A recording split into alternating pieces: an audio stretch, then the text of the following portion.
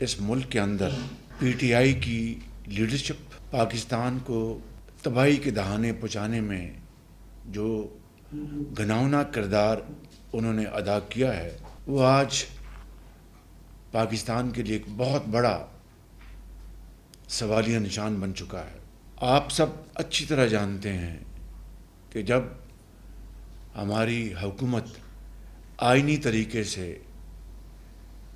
منتخب ہوئی تو فی الفور عمران نیازی نے یہ کہا کہ یہ حکومت امریکہ نے سازش کر کے بنوائی ہے، اور اس سلسلے میں لگاتار کئی مہینے وہ دن رات عمران نیازی اور اس کے حواری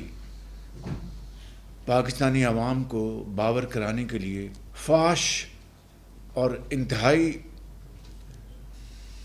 بے شرمی سے جھوٹ بولتے رہے۔ نیشنل سیکورٹی کمیٹی کی ایک سے زیادہ میٹنگز ہوئیں اور اس میں باقاعدہ بحث و تمیز کے بعد اس کے اعلامیہ جاری ہوئے کہ کوئی سازش نہیں، قطعاً ایسی کوئی بات نہیں، اور اس طریقے سے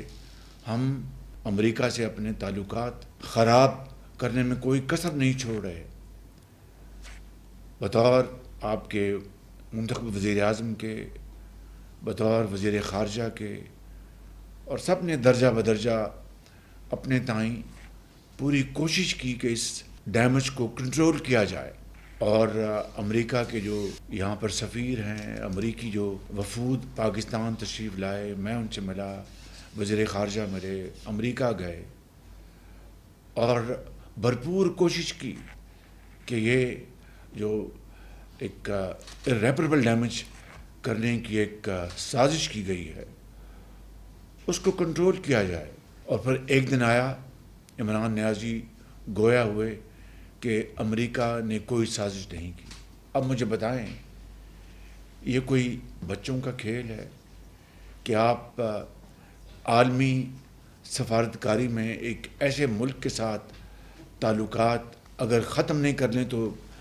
بگاڑ کی آخری حد تک اس کو لے جائیں، اور پھر راتوں رات آپ کو کوئی الہام ہوا ہے یا کوئی آپ کو کسی نے جادو ٹونا کیا اور آپ نے کہا کوئی سازش نہیں ہوئی۔